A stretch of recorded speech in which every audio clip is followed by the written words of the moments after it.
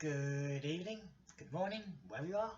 I'm Tank of Wicks, and in today's video we're going to be taking a look at it's been floating around in my head for quite some time, but it's World of Warships needs to, how do I put it, they need to increase the scenario, the range, the diversity of scenarios, because I must admit, it's pretty boring having the same old scenarios again, but it's like they need to do something where they increase the operations, or stuff where you've got convoys that are AI controlled, but you've got a global map, you get to choose the port, you get to choose from the ships in your port, you get to choose what ships you want to take out, and once that ship has been either disabled, so it's had either its engines knocked out, it's had its steering gear knocked out, it's been destroyed essentially in terms of fighting capabilities, or it's been sunk or scuttled. It's the end of the line. You can't choose anything, although if you do manage to get the crew into lifeboats, then there is an option of, yes, you're able to choose the ship type that you ever could do. So you can choose the year, whether it's 1939 to 1945, so you can choose any timeline. It would of course have to be historically accurate, so Bismarck was sunk in 1941, basically means that you can't take Bismarck past 1941. Well, you probably could, but I mean,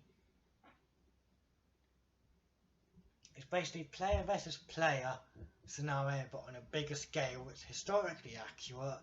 So the first task you want to do is get out of port.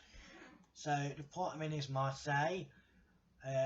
Normally there will be ships docked where that cargo ship is. You'd have ships, whether it's warships or cargo ships, they'd be there, and you have to traverse, you'd have to get it out of the harbour. So yeah, you'd have to, it would take about 30 minutes to get the ship engines up and running. So yes, you'd have to be patient, but the patience will be worth it, because then you'll be able to get its speed up and running. So it would be a very interesting thought for sure.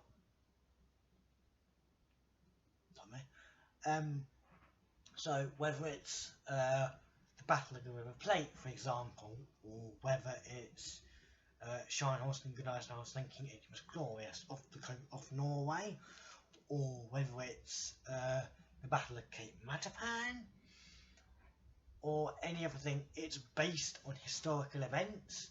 So there's like the surrender to the Italian fleet in 1943, that could be featured. I mean, this is all my suggestions. It's my thoughts on